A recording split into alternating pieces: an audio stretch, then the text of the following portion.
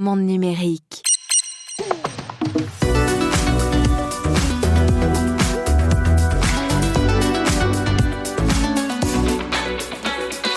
Une semaine sans nouveauté en intelligence artificielle, ce ne serait pas une semaine normale. Alors cette semaine, ça y est, c'est Google qui fait l'actu avec Gemini 3, son nouveau modèle d'IA. Il est impressionnant, il fait même des images et des vidéos plus vraies que nature. C'est au sommaire de Monde numérique l'hebdo.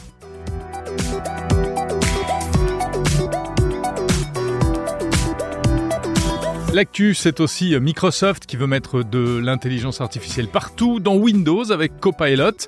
Concrètement, qu'est-ce que ça va changer ? Et est-ce que c'est pas un peu too much ? On en parlera tout à l'heure avec Xavier Perret, le monsieur IA chez Microsoft France. La carte vitale, enfin dématérialisée pour tout le monde en France. Est-ce que ça va vraiment nous changer la vie ?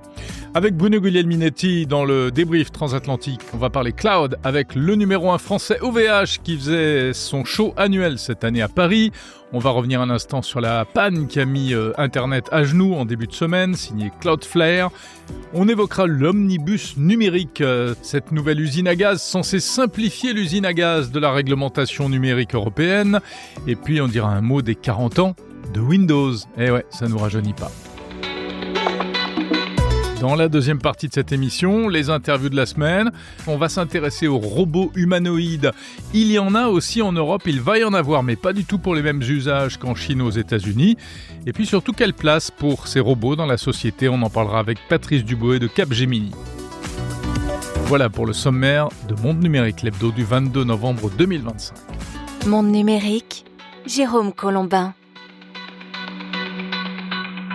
Et c'est parti pour ce nouveau numéro de l'hebdo, comme chaque samedi, que vous écoutiez d'ailleurs cette émission le samedi ou le dimanche, ou en début de semaine en retournant au boulot, bienvenue, le meilleur de la tech, avec des news, du talk, des invités, des auditeurs de plus en plus nombreux, des partenaires aussi très fidèles et qui permettent de faire vivre ce podcast, et je les en remercie.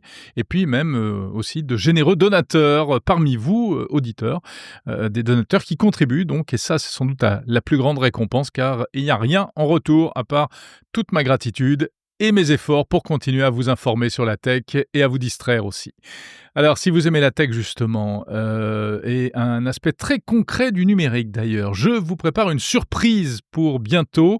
Ça devrait vous intéresser, enfin j'espère, et je vous en dirai plus dans une semaine ou deux. Pour l'instant, c'est secret. En attendant, vous le savez, vous pouvez retrouver tous les contenus de Monde numérique audio, vidéo, écrits dans l'application mobile réalisée avec Good Barber, dispo sur iPhone et sur Android. Tiens, j'ai même fait quelques modifications cosmétiques récemment, on verra si vous vous en rendez compte. Mais bon, trêve de bavardage, cette semaine beaucoup d'actu, pas mal d'interviews aussi, donc on ne va pas traîner. C'est parti tout de suite pour les news. Les news avec donc Google qui a marqué des points cette semaine avec, sur le front de l'intelligence artificielle, ce lancement très remarqué d'un nouveau modèle d'IA, en tout cas une nouvelle version. Il s'agit de Gemini 3 Pro. Je vous en ai déjà parlé dans un épisode séparé de Monde numérique.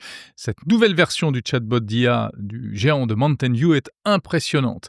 Elle plie le game, comme on dit, et d'ailleurs, comme le clame toute l'IA-sphère, si on peut dire, je ne sais pas si ça existe, l'IA-sphère, mais ça pourrait, depuis quelques jours, car vraiment les retours sont unanimes, aussi bien dans la presse spécialisée que du côté des utilisateurs de modèles d'IA. Donc, Gemini 3 Pro qui arrive numéro 1 en tête des tests des modèles de langage, meilleur que ChatGPT 5, la dernière version d'OpenAI, pourtant lancée en fanfare l'été dernier, et déjà mise à jour la semaine dernière, on en parlait d'ailleurs dans le précédent numéro de l'hebdo. Gemini 3 qui, en apparence, ressemble beaucoup à ChatGPT. C'est vraiment la même interface, avec, pareil, au choix 2 modes disponibles. Un mode rapide pour des réponses immédiates mais succinctes. Un mode thinking pour des réponses plus longues mais plus élaborées, pour lesquelles il va faire plus de recherches. Gemini qui est gratuit dans sa version de base, et on va le trouver partout. Alors Google va en mettre partout. De toute façon, c'est la stratégie là pour toutes les big tech. Ça sera dispo sur iPhone, sur Android, et puis ce sera aussi intégré dans le moteur de recherche Google. Mais pas en France. comme d'habitude, en tout cas pas pour l'instant, pour des raisons, on le sait, réglementéro-commerciales, si on peut dire. Mais en tout cas, Gemini 3 est quand même accessible dès maintenant en France. Il suffit d'aller sur le site gemini.google.com. Donc allez-y, allez l'essayer. Il y a une version payante, mais qui n'est pas absolument nécessaire. Ce n'est pas tout.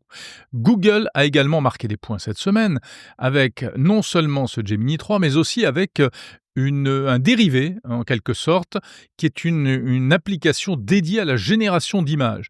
Ça s'appelle Nano Banana 3. Merci pour le nom.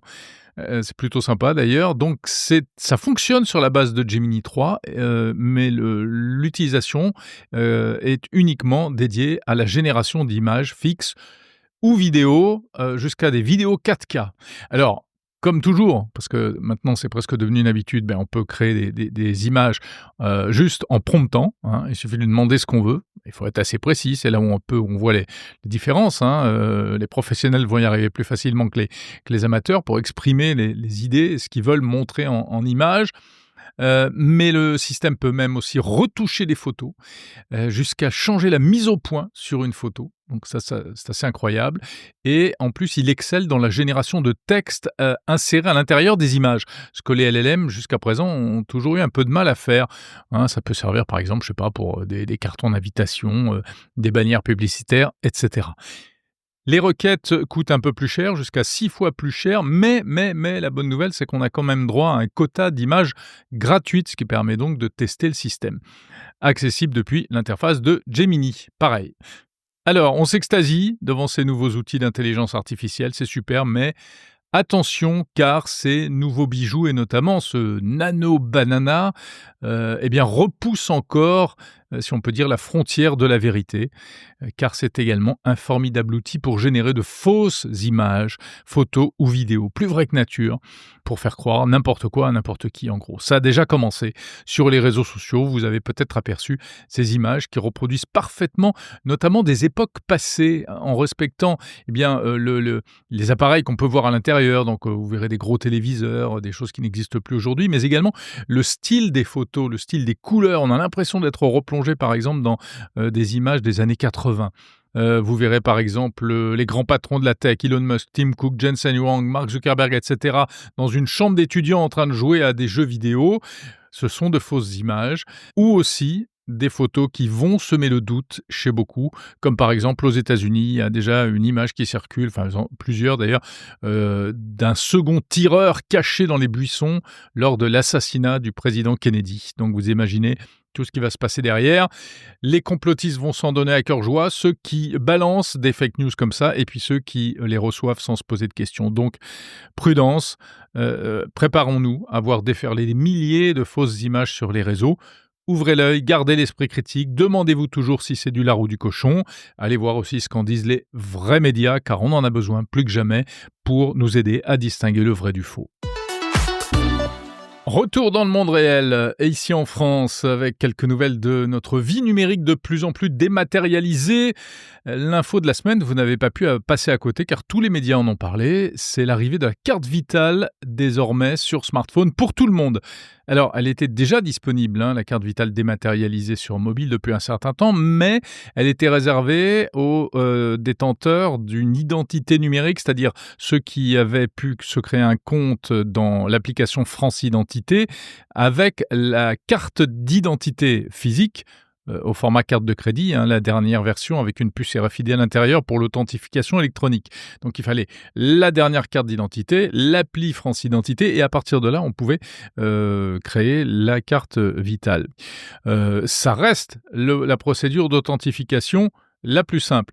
Car pour avoir la carte vitale dématérialisée, comment faut faire ? D'un côté, vous prenez votre smartphone, vous téléchargez l'application, de l'autre main, vous attrapez votre carte vitale physique et puis vous suivez les instructions. Et donc, si vous n'avez pas l'appli France Identité parce que vous n'avez pas la carte d'identité dernière génération, on vous demandera de faire une vidéo d'une pièce d'identité, n'importe laquelle, et une vidéo de votre visage et d'envoyer tout cela pour validation manuelle par un agent. Et oui, ça ne rigole pas avec la sécurité et c'est normal.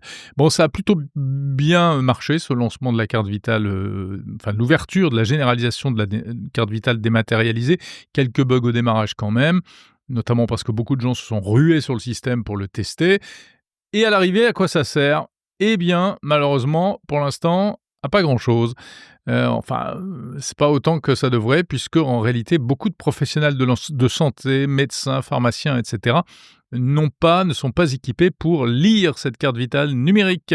Donc, ils vont encore vous demander la vieille carte vitale au format classique.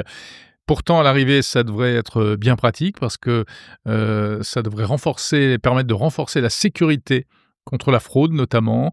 Pour l'utilisateur, ce sera plus facile de retrouver son smartphone si on le perd que sa carte. Je ne sais pas comment vous faites, moi, mais j'ai plus souvent perdu ma carte vitale que mon smartphone.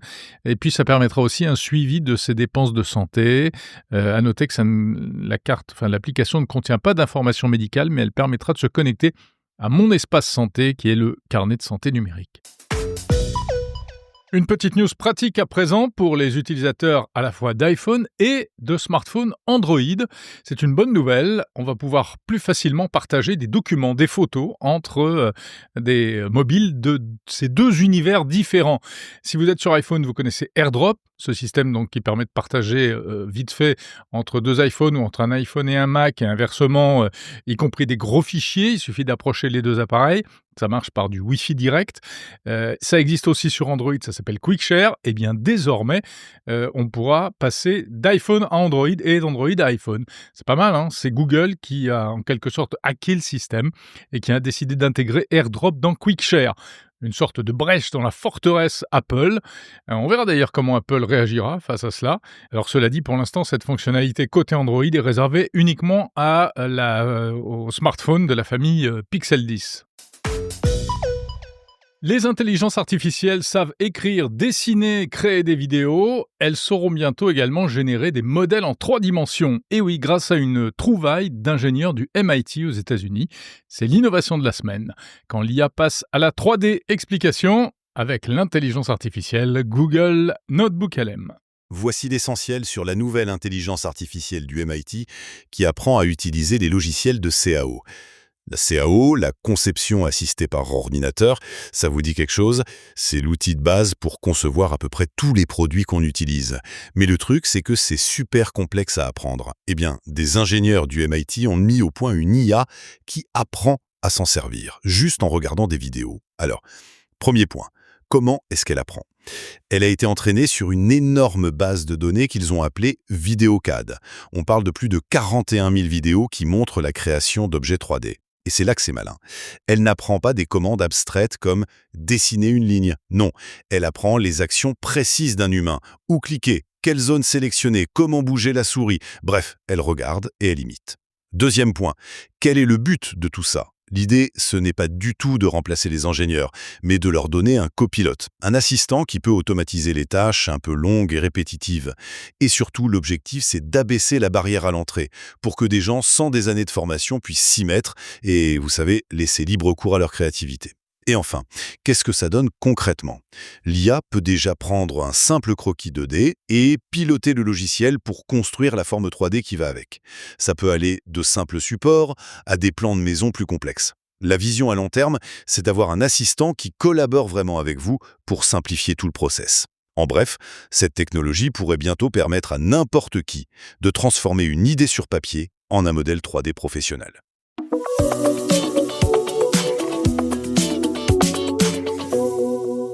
Avant de passer à la suite de cette émission, savez-vous que les premiers sites web s'affichaient dans une simple fenêtre toute grise ? Aujourd'hui, le web a progressé, les sites sont beaucoup plus riches, mais ils restent enfermés dans la fenêtre du navigateur. Bref, ça n'a pas vraiment évolué. Eh bien, faire sortir Internet du cadre, c'est ce que propose Frogance, partenaire de Monde Numérique, avec des sites libres, fluides, qui s'affichent directement sur votre écran, sans navigateur, sans bordure, sans limite. Alexis Tamas, cofondateur de Frogance. Si je prends par exemple l'environnement d'un ordinateur classique, traditionnel, le fait de publier un site Frogance sur un écran de cette nature-là va permettre d'avoir son contenu superposé aux autres fenêtres et donc de permettre à ces internautes, ces visiteurs, de rester en contact permanent avec mon contenu. Frogance fait actuellement l'objet d'une offre de titre qui vous permet d'acquérir, si vous le souhaitez, des parts de la société F2R2 à l'origine de cette initiative. Pour en savoir plus, rendez-vous sur le site f2r2.fr ou bien cliquez sur le lien en description de cet épisode. Attention, investir comporte un risque en perte de capital. Le débrief transatlantique. Salut Bruno Guglielminetti, à Montréal? Ah non, salut Jérôme Colombin, parce que je suis à Paris comme toi.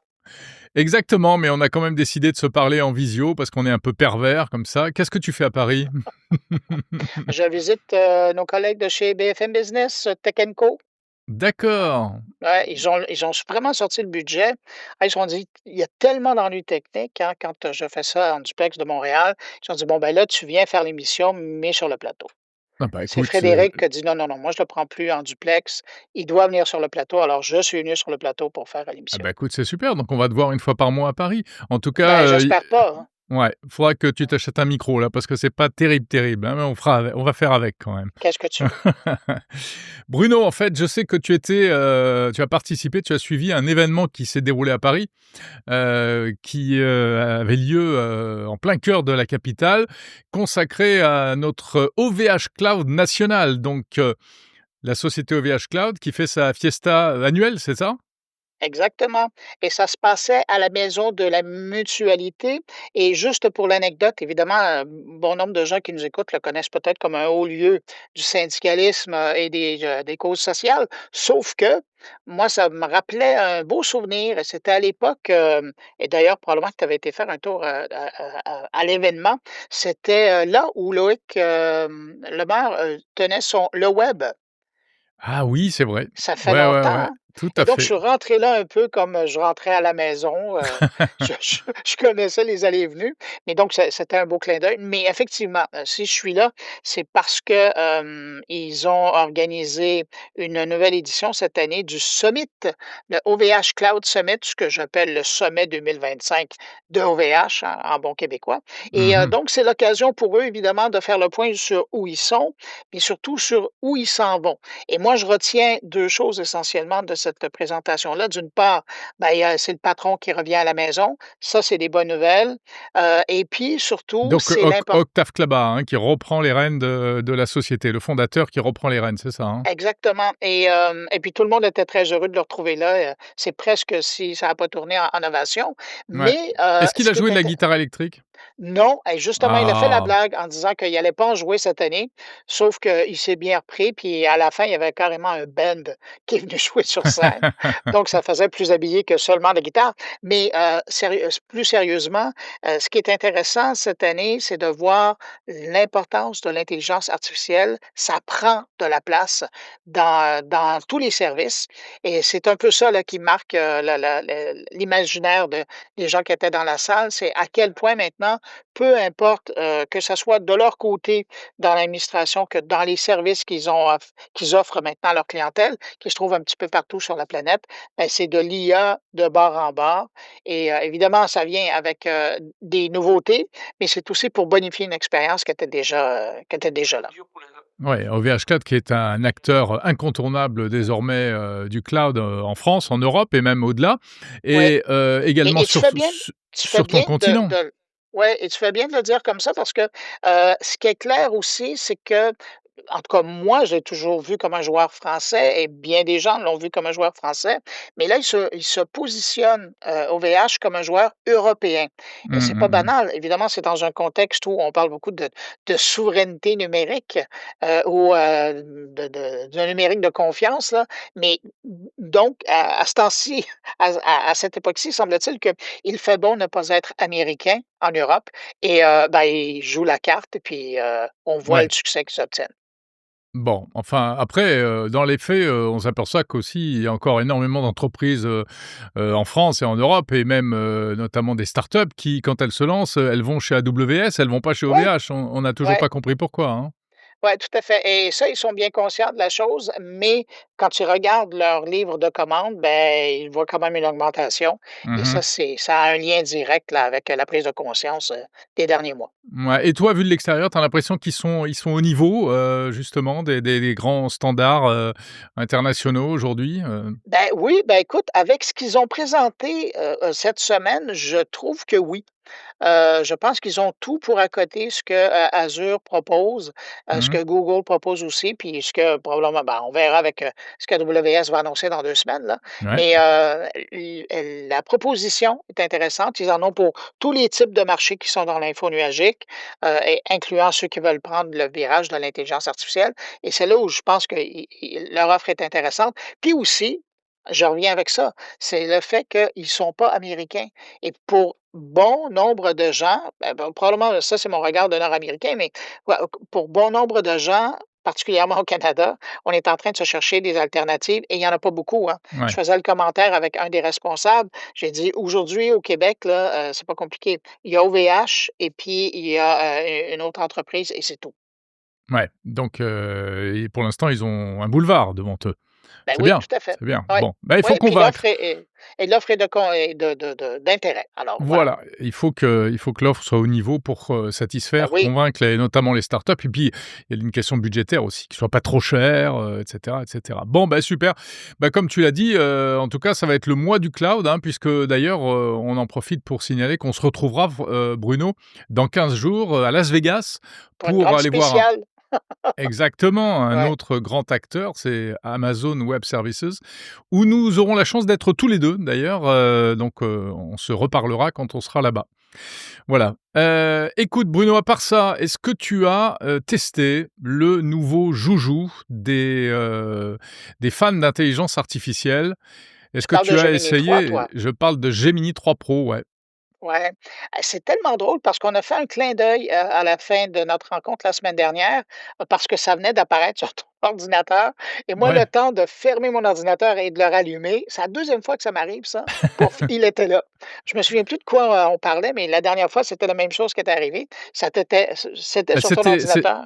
c'était GPT 5 ChatGPT Ben voilà, c'est 5.1. ça Mmh mh, et mmh. donc faut croire que j'ai un petit délai avec toi et on voit C'est bien, bizarre. Pourtant, qui tu plus près du bon Dieu normalement, ouais, mais en je pense principe. que tu es dans les bontés du bon Dieu. Moi, je suis pas là Ouais. et mais donc bref, pour revenir à Gemini 3 Pro, écoute, j'ai joué avec Ouais. et je je pense qu'on est dans le peaufinement de l'outil Mmh. et j'ai presque peur de, si aujourd'hui on est capable d'avoir ça, je me demande l'an prochain à quoi on aura droit.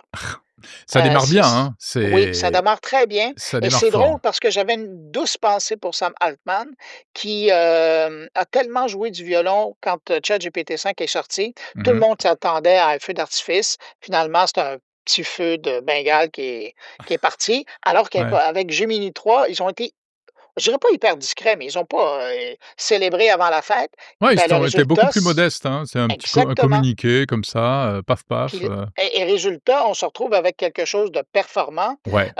Moi, je parlais avec des gens qui utilisent l'outil et qui l'ont testé aussi pour le code. C'est à y perdre ses dents, là, tellement que c'est rendu loin Ils en et pleurent de joie. oui, oui, tout à fait et puis Ouais. ce qui est intéressant avec ce modèle-là, c'est que là, on est au niveau dans certains domaines, on s'entend, on est dans Mmh. l'ordre de la connaissance d'un doctorat. On Mmh. s'entend qu'il y a pas grand monde sur la planète qui arrive à avoir autant de connaissances dans autant de services et ça, j'avoue que ça peut être déroutant, mais c'est aussi une bonne nouvelle. C'est vrai qu'il est pas mal. Il est rapide, il est très rapide et pour la génération d'images, il va 3 fois plus vite que ChatGPT. Incroyable.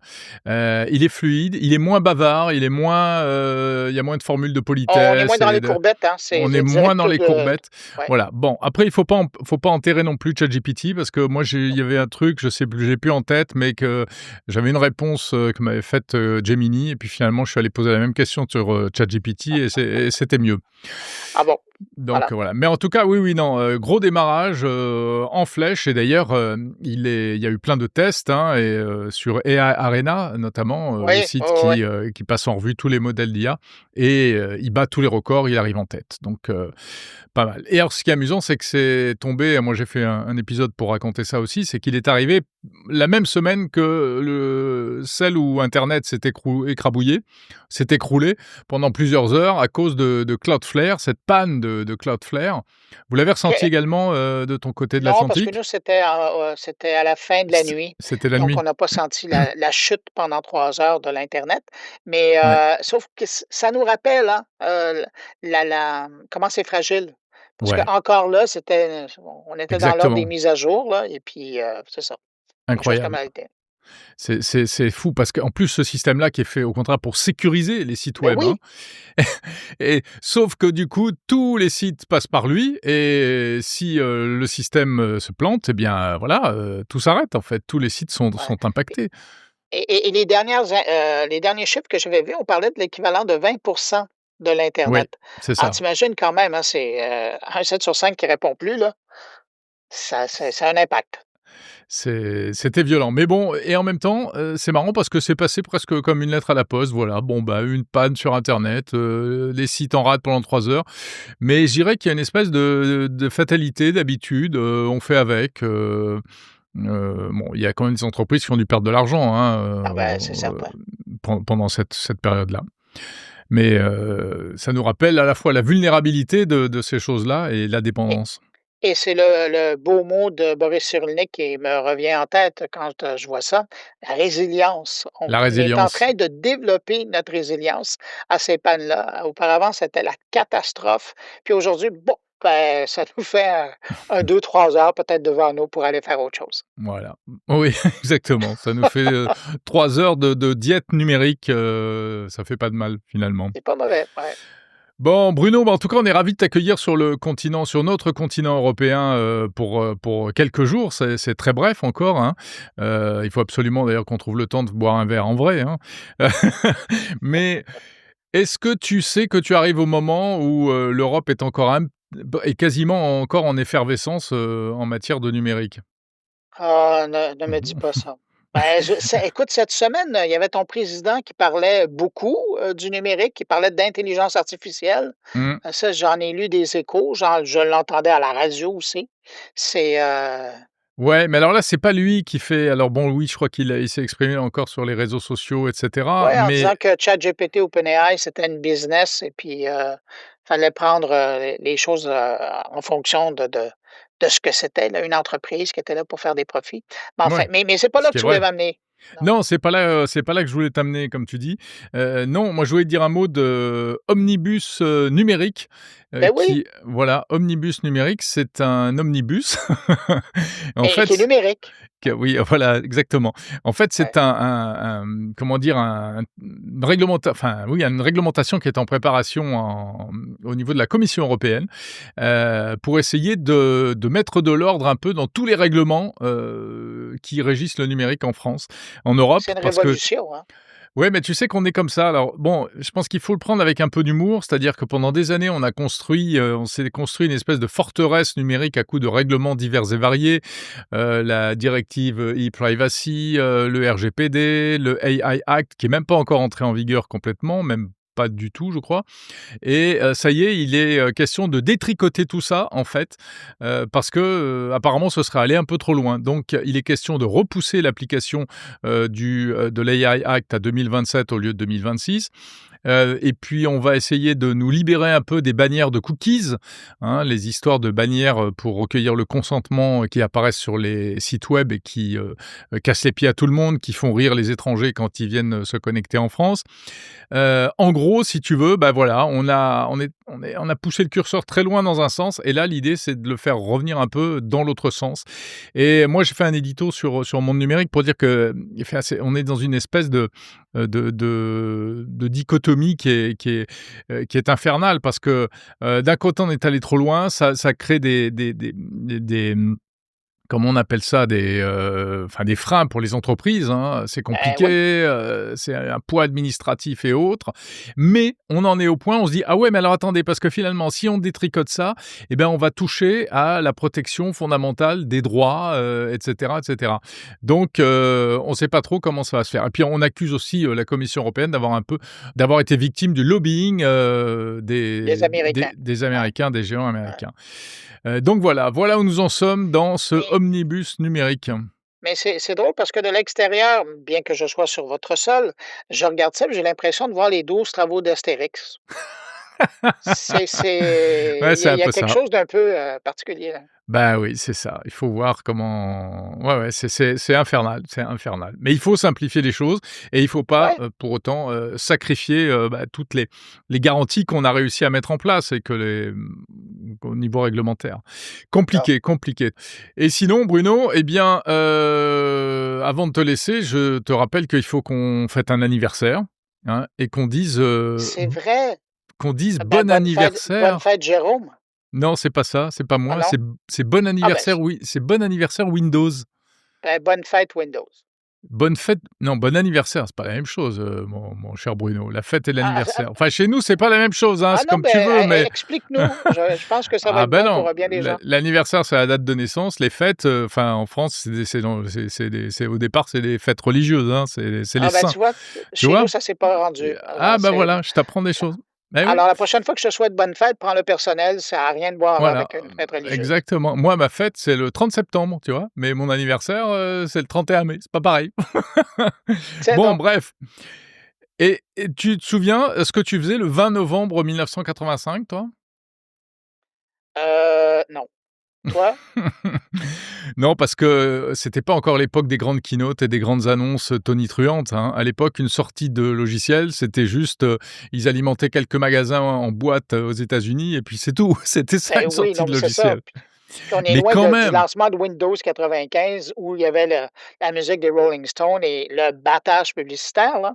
Non, exactement. c'était tout Mais petit, ça. Ouais. Mais quand même, bah, voilà, il y a 40 ans, le 20 novembre 1985, le lancement de la toute première version de Windows. Et toi comme moi, je pense qu'on l'a connue et en même temps, elle nous a pas du tout intéressés cette, Non. première version. Windows 1, ça n'avait aucun intérêt. En plus, rappelle-toi, on allumait l'ordinateur, le gros PC ou enfin l'ordinateur qu'on avait, à l'époque et si on voulait Windows, eh bien, il fallait aller taper, l'instruction pour lancer Windows. Ben Et oui, fallait aller en mode DOS et puis après on faisait démarrer la fin. Ouais. exactement. Bon, Ouais. après ça c'est Et devenu entre-temps, on avait le temps d'aller chercher un café et de revenir. ouais, c'est Ça vrai. ça, il faut pas oublier ça. Après ça a quand même, pris un peu plus d'importance avec Windows 3 où là, ça a Oui, commencé à devenir un peu plus sérieux et puis mais là, après c'est évidemment, l'apparition du Windows plus graphique, hein, avec une ouais. interface qui était autre Mmh chose. mh Ça mh. nous amenait ailleurs, ça. Mais c'est marrant parce que je trouve que c'était une époque où on se disait: «Mais on n'en a pas besoin d'une interface graphique». Tout le monde était très heureux à pianoter ses instructions DOS et personne se demandait, et se disait: «Oh là là, mais qu'est-ce que je ferais mieux avec une souris et une interface Ouais, graphique?» mais le problème, c'est qu'il y a un Steve Jobs qui est arrivé et qui a commencé à changer, Et voilà. l'univers et puis, ben, évidemment, ça a eu un impact dans le monde PC, hein. Mais voilà et donc Apple et Microsoft, ouais. Bill Gates qui a tout piqué, qui a tout copié et qui a introduit, pareil l'interface graphique sur PC. Enfin voilà, bon c'était un petit, anniversaire anecdotique à signaler en passant. Alors, tu me permets de souhaiter bonne fête à Windows, juste pour Bah, faire tu peux exprès. souhaiter bonne fête à Windows si tu veux. Merci. Exactement. J'apprécie ton ouverture d'esprit. De quoi parles-tu dans ton carnet cette semaine? Ben, écoute, cette semaine dans, mon carnet, il y a écoute, ça se partage entre le Canada et la France. D'une part, il y avait un gros événement au Canada, organisé par Zoho, qui est un peu la version indienne de Salesforce et qu'ils aimeraient pas ça m'entendre dire ça, mais, c'est vraiment fait c'est un gros Salesforce, mais pour les PME et les solopreneurs et c'est vraiment intéressant. Ils ont des bons prix, ils ont des bons outils là-dedans. Alors, j'ai été les rencontrer. Il y avait un gros truc à Toronto et puis Mmh. aussi, ben, la raison pour laquelle je suis, à Paris, cette semaine, c'est qu'il y avait le fameux, OVH Cloud Summit. Alors, ça m'a permis, de rencontrer, quelques membres de la direction pour savoir où ça s'en va, quels sont les défis dans l'info nuagique et puis question de leur faire dire le mot info nuagique plutôt que cloud, ça a été fort intéressant. Alors tout ça, ben, c'est dans mon carnet. Info nuagique. Je te souhaite une très bonne semaine mon cher Bruno. Jérôme, je te salue et puis j'invite les auditeurs à passer sur moncarnet.com. Entre-temps, ciao et à la semaine prochaine. Salut.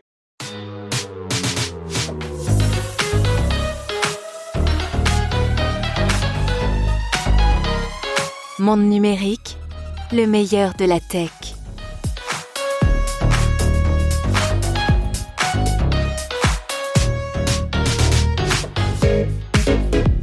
La suite de Monde numérique avec les interviews de la semaine.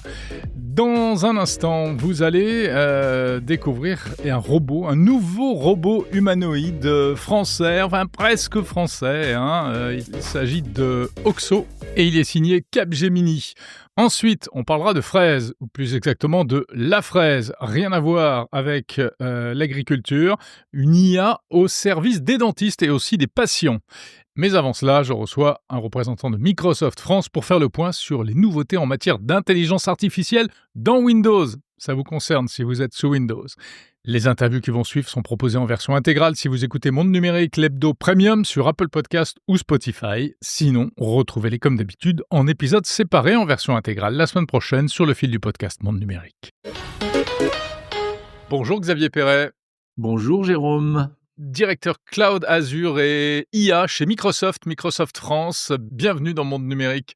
Pour parler de cet événement Microsoft qui vient d'avoir lieu, c'est la grande fiesta annuelle baptisée Ignite, donc des annonces, une profusion d'annonces. Donc, le cap, on l'a compris, pour Microsoft, c'est de l'IA et de l'IA à tous les étages. De quelle manière est-ce qu'on va vraiment pouvoir bénéficier de ça sur Windows 11 ? Sur Windows 11 et puis sur les PC aussi qui ont des capacités supplémentaires qu'on appelle des NPU. Tout le monde connaît les CPU, des compute. Pour les GPU, pour l'IA en particulier dans le cloud. Et puis les NPU, c'est des Neural Process Unit. Donc c'est une puce dédiée, enfin c'est plus de puissance informatique pour l'IA. Exactement, c'est spécialisé pour l'IA, exactement pour ce qu'on appelle l'inférence IA, c'est-à-dire pour finalement faire fonctionner cette IA. Et donc une fois qu'on a ça finalement, ou dans le cadre de Windows 11, derrière, on va se retrouver avec une interaction différente du PC. Dit autrement, alors Satya Nadella, notre PDG, depuis quelques années, dit que l'IA c'est AI is the new UI, c'est-à-dire l'IA est la nouvelle interface utilisateur. Donc en gros, je vais converser finalement différemment. Donc, ça passe déjà dans la barre de tâches, finalement, d'avoir cette intelligence dans la barre de tâches pour qu'elle comprenne mon contexte. Et j'ai pas besoin d'aller chercher l'application qui va bien dans mon menu de barre de tâches entre les produits Office, voire les autres applications. Je vais pouvoir lui parler. On peut directement parler à Copilot depuis la barre de tâches, en fait. Comme je vais parler à mon Outlook, comme je vais parler à mon Office potentiellement. Donc, c'est évidemment sur mon PC, ça va être directement. Il y a plein de tâches que j'aimerais faire. Mets-moi en fond noir, je sais pas. J'ai un problème d'informatique sur mon PC, il ralentit. Est-ce que tu peux me diagnostiquer ce qui se passe? Tiens, je voudrais lancer un agent researcher. L'agent researcher, celui qui est dans le Copilot, qui va vraiment faire quelque chose de profond. Directement depuis l'interface, je vais demander depuis la barre d'entrée, le point d'entrée unifié, de me faire finalement cette tâche. Donc là, la première partie, c'est vraiment la conversation. Alors, voix, c'est naturel, mais finalement directement, sans me poser la question où est-ce que je vais. Donc, on voit bien que ça va changer la façon d'interagir. Et puis, la deuxième partie qu'on a aussi annoncée, qui est une évolution dans Windows 11 et dans ces nouveaux PC, c'est le fait qu'il va pouvoir faire des tâches de fond. C'est-à-dire que quand on entre dans le monde agent, ce qui est intéressant, c'est pas seulement d'être dans un monde conversationnel, je recherche des documents, j'attends qu'il m'ait trouvé le bon document, etc. C'est dire, tiens, crée-moi un document, une note de synthèse basée sur tous mes documents qui sont sur mon PC. Vas-y, fais le travail. Et puis pendant ce temps, moi, je fais autre chose. Donc finalement, j'ai délégué ça. Dans le PC, il va y avoir une espèce d'enclave finalement qui va travailler avec ce Neural Process Unit en background. Et puis pendant cela, moi, je vais faire autre chose. Je vais regarder un film en attendant. je vais être sur mon Word, je vais faire d'autres tâches, je vais regarder mes mails. Et puis pouf, au moment où il a fini, là, ça y est, j'ai fini. Est-ce que ça te convient, etc. Donc on voit bien qu'à la fois, on va avoir cette interface, l'interaction qui va évoluer, qui va me faire gagner du temps. Puis le deuxième, ça me fait gagner du temps parce que là, peut-être que je peux être vraiment multitâche, finalement. Et multitâche, c'est pas juste, finalement, partager mon écran en 4 et puis essayer de faire 4 choses à la fois en même temps. Xavier, est-ce que vous pensez chez Microsoft que cette intégration comme ça, encore plus simple, encore plus profonde, encore plus simple, ça va rapprocher les utilisateurs de l'IA? Parce qu'on a l'impression que depuis l'avènement des IA génératives, alors vous avez mis du Copilot partout. Oui. Il y en a dans Word, dans Excel, il y en a déjà quand même dans Windows. Partout, on a des petites fenêtres qui nous suggèrent d'utiliser Copilot. Et on sait que les retours sont pas forcément excellents. Les gens trouvent ça, beaucoup d'utilisateurs trouvent ça assez intrusif.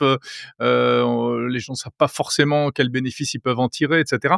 Donc c'est une manière de dire ok, là finalement on n'est pas arrivé la première fois, on va essayer autrement. Non, c'est plus profond que ça. Je pense qu'on est dans un moment intéressant où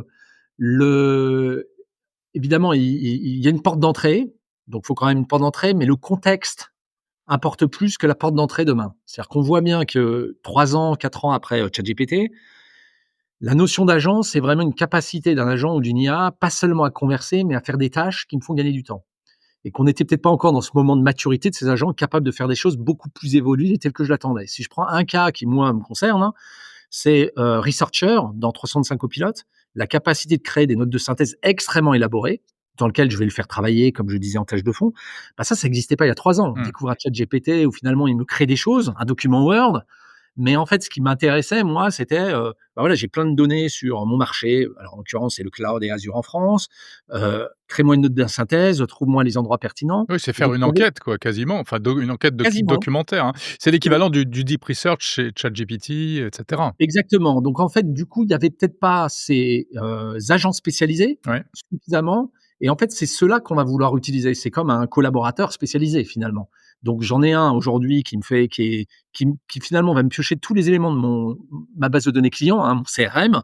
Donc par exemple, pour savoir quand moi je vais, discuter en interne sur certains, clients, bah, je vais avoir tout le contexte du client, je vais avoir, bah, tiens, j'ai un meeting qui va se prévoir, qu'est-ce que ça me suggère de raconter? Donc c'est des agents spécialisés ancrés sur finalement le contexte. Et Mmh. je pense qu'on a vu une première génération, on va dire, d'intelligence artificielle qui savait répondre, avait des capacités, on va dire, de créativité, extrêmement fortes, mais pas suffisamment adaptées au mon contexte. Et c'est d'ailleurs pour ça qu'on butait probablement sur, bah, comment je l'ancre sur le contexte. Vous le savez, il y a eu beaucoup de discussions sur, les IA hallucinent, Mmh. ils sont trop complaisants. Bah, ce qu'on a lancé justement, donc IQ dont je parlais, c'est d'essayer de réconcilier finalement cet ancrage de contexte pour qu'il soit pertinent, pour qu'il puisse répondre à mon problème. Donc mon IA, moi, enfin mes agents, ils sont sur des problématiques spécifiques métiers derrière. Je peux faire un exemple du coup personnel parce que Mmh. finalement, moi je me suis créé un accent très spécialisé parce que je suis savoyard Ouais. et j'adore faire des randonnées. Et la problématique de la randonnée, il faut comprendre que, c'est, alors sur plusieurs jours, pour être très clair. Et donc moi, ce qui m'intéresse, c'est d'avoir le meilleur, évidemment, on peut suivre les GR et cetera, mais d'avoir la carte, donc de créer la carte, Mmh. de savoir combien de temps je vais mettre, parce que le temps compte plus que le kilométrage, ça va dépendre du dénivelé. Et donc, si je faisais un agent qui dit: «Bah, crée-moi la carte», il va faire quelque chose de pas tellement adapté. J'ai créé un agent spécialisé, un agent qui va me créer la carte, qui va me faire quelque chose de très précis, qui répond à un vrai besoin, qu'à la fin, je veux une carte en 7 jours, comment je fais ça, avec le kilométrage, le temps passé, et cetera, où je puisse programmer. D'accord. Je pense que dans le monde entreprise, c'est pareil. En fait, ce qui s'est passé, c'est qu'on a eu trop tendance à dire: «Ah ben, il répond pas bien à ma question. Ah bah tiens, on les a peut-être mal cadrés» et donc on a cette perception d'expérience parce qu'il manquait finalement, alors là, c'est une stack technique, mais le mariage des données structurées et non structurées. Non structuré, c'est mon comportement, en gros. Mmh. Structuré, c'est, mon nom, mon prénom et cetera. Et là, aujourd'hui, il y a une grosse évolution technologique sur cette stack-là. Ouais. Chez nous, chez Microsoft, ça s'appelle Fabric, hein, c'est un investissement de probablement 8 ans pour avoir sorti Microsoft Fabric. C'est un des produits les plus utilisés, hein, dans le monde entreprise, qui va faire cette réconciliation et cette forme d'intelligence que les agents IA vont appeler. Merci beaucoup Xavier Perret, responsable Cloud Azure, chez Microsoft France. Cloud Azure et intelligence artificielle, hein, c'est bien ça? C'est lié, en fait, c'est difficile à Bien dissocier. Exactement, Jérôme. Merci beaucoup, Jérôme. évidemment. Merci Xavier.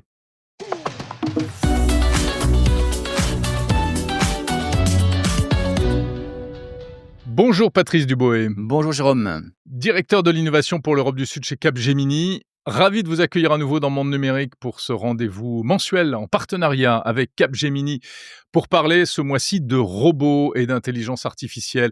Il s'est passé plein de choses ces dernières semaines, Patrice, en matière de robotique, avec beaucoup d'annonces, essentiellement des annonces venant des États-Unis, de la Chine. Et du coup, on en oublierait un peu qu'il se passe aussi des choses chez nous.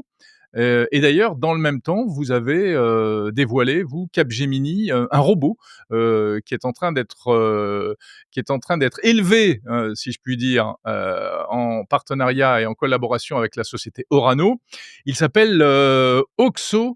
Est-ce que vous pouvez nous en parler un peu de ce Oxo? Alors effectivement, lors du salon du nucléaire, il y a quelques jours, le WNE, nous avons communiqué avec Orano sur ce nouveau robot humanoïde qui s'appelle OXO. Donc Orano, le monde du nucléaire, donc on voit bien un environnement contraint, des usines où l'humain n'est pas forcément le bienvenu. Et donc dans ce cas-là, on voit bien l'avantage de faire intervenir des robots humanoïdes plutôt que des humains dans des environnements dangereux. Donc on préfère envoyer un robot humanoïde qui va devoir manipuler de l'uranium ou des composants assez dangereux à la place d'un humain.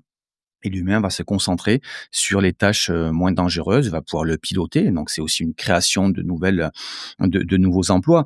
Ces humanoïdes, ils vont pas arriver tout seuls. Il faut les programmer. On parle de mois de programmation. On parle pas de quelques heures ou quelques semaines. Il y a la maintenance. Donc, c'est aussi des métiers, pas que pour les cols blancs, mais pour les cols bleus. Donc, l'idée, c'est plutôt de voir quelle répartition du travail pour toujours amener un travail plus agréable, avec plus de valeur pour l'humain et confier au robot, comme ça a été le cas depuis plus d'un siècle, hein, avec toute la partie automatisation, répartir, on va dire, les tâches et concentrer sur l'humain les tâches à valeur ajoutée. Alors parlons un peu justement de ce travail de programmation. Donc vous dites ça peut prendre des mois parce que ça consiste en quoi exactement? C'est lui apprendre à faire ce qu'il devra faire? Oui, en fait, je dirais c'est la principale différence entre les robots classiques. On imagine bien un bras robotisé dans une usine d'assemblage de voitures. On a tous vu ces dernières années dans des cocktails un petit robot qui sert les verres. Mmh. Donc là, on voit bien la tâche, elle est pas très compliquée. Il faut prendre un verre, faire un petit mélange et le servir. Lorsqu'on parle d'un humanoïde, on va se rapprocher du monde humain.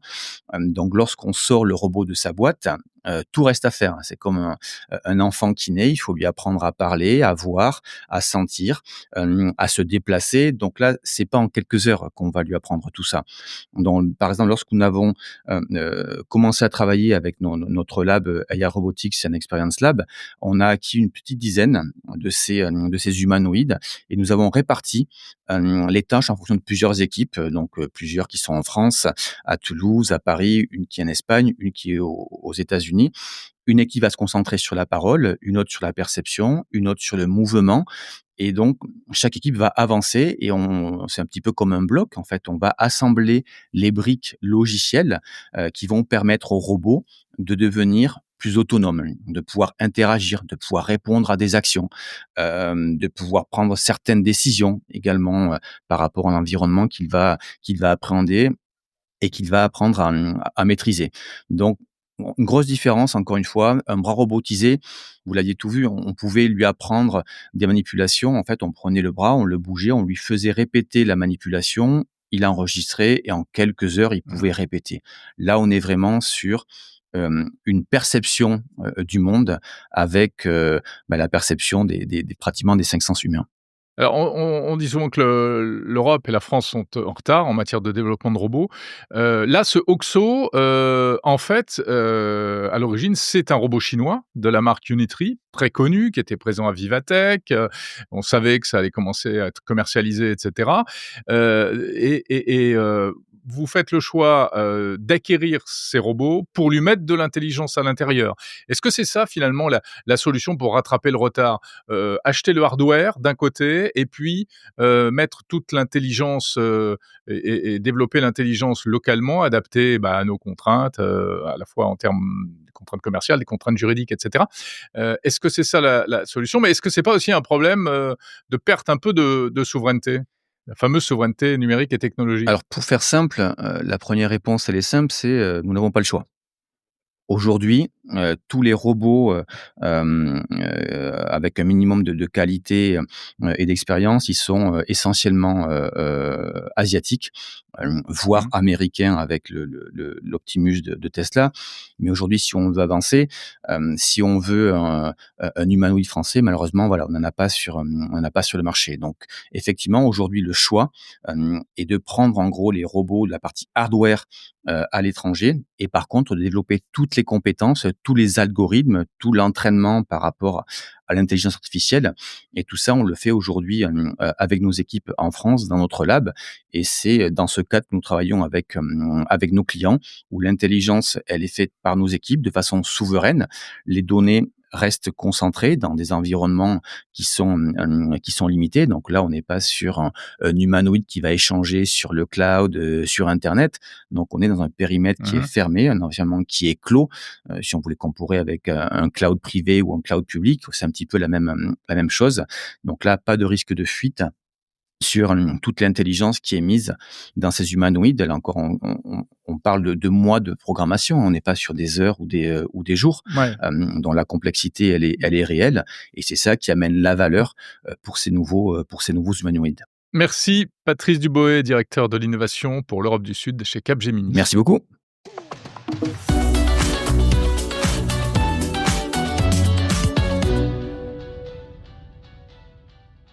Bonjour Arnaud Assous. Bonjour Jérôme Colombin. CEO de la société La Fraise. Alors la fraise, vous ne faites pas des fruits et légumes, mais parce que ce mot est à plusieurs sens, et il est notamment utilisé en dentisterie, et c'est là-dessus, sur ce créneau-là que vous êtes. Grâce à l'intelligence artificielle, vous voulez révolutionner un peu, redynamiser le secteur dentaire. De quelle manière ? Notre objectif principal avec La Fraise, c'est de lutter contre le renoncement aux soins. Aujourd'hui, il y a 50% des patients qui vont au cabinet, qui reçoivent un devis et qui ne font pas ce devis. Et il y a plusieurs raisons pour lesquelles ils ne le font pas. Ce n'est pas uniquement une raison financière. Ça peut être un oubli. Ça peut être l'incompréhension du devis, parce que c'est très technique, un devis. Ça peut être le manque d'informations de la part de sa mutuelle. Et enfin, effectivement, le manque d'informations financières et les solutions pour payer. Donc, c'est vraiment tous ces... Ça coûte cher. Ça coûte cher. Mais parfois, on ne sait même pas qu'on a des solutions de paiement. En fait, on ne sait même pas qu'il y a différentes possibilités de faire financer ces soins. Et donc, ça fait partie des choses que l'on veut mettre en place et qu'on propose justement à nos utilisateurs. Mais de quelle manière l'intelligence artificielle peut avoir un rapport avec tout ça et peut aider faciliter les choses ? Eh ben, c'est très simple. C'est qu'aujourd'hui, un devis, il faut le comprendre. Donc, le praticien explique son devis au patient, mais le patient, on a fait un test, 50% des patients qui sortent des cabinets oublient ce qu'a dit le praticien. Et donc, du coup, ce qu'on va faire, nous, c'est qu'on va récupérer l'information du devis. Donc, l'IA va récupérer l'information du devis, l'analyser en direct, et après, directement, on va la transcrire avec des vrais mots, des vrais dessins, des vraies vidéos, des explications qui sont compréhensibles, et surtout qui va sortir directement dans plusieurs langues.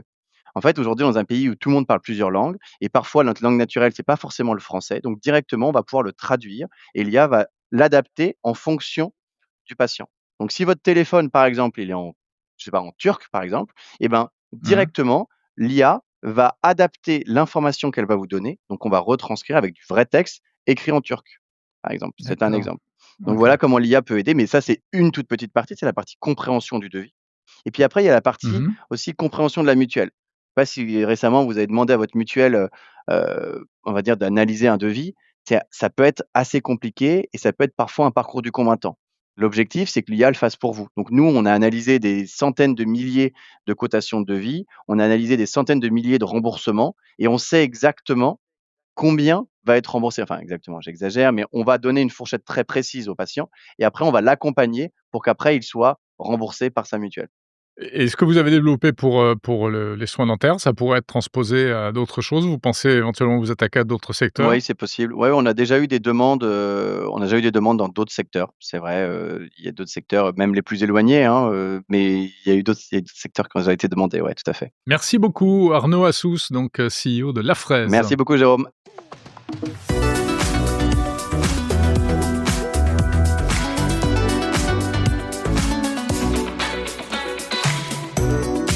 C'est la fin de Monde Numérique, l'hebdo du 22 novembre 2025. Merci de l'avoir écouté jusqu'au bout.